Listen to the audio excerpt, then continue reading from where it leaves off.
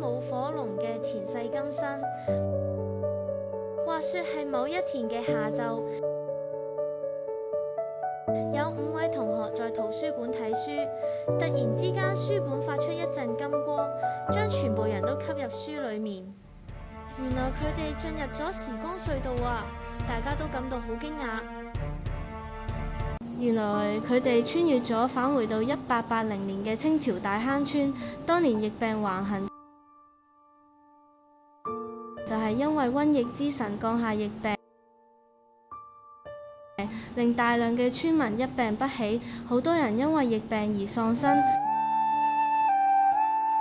正當大家都對疫情手足無措嘅時候，有一位神仙託夢俾村民，佢話俾村民知，只要係中秋節前後嘅3晚舞動火龍同燃點鞭炮，就可以驅走瘟疫之神。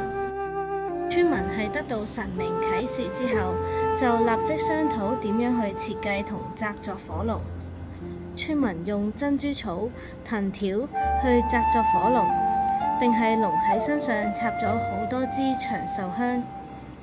火龍需要由300位壯丁去舞動。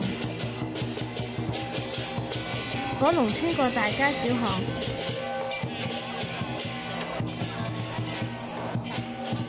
傳說喺呢個時候，火龍亦都活咗過嚟，飛到天上面，消滅咗瘟神。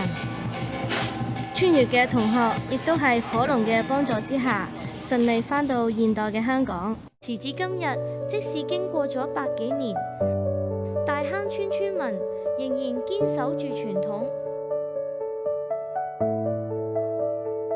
係每年嘅中秋節前後3晚舞動火龍，祈求大家平平安安。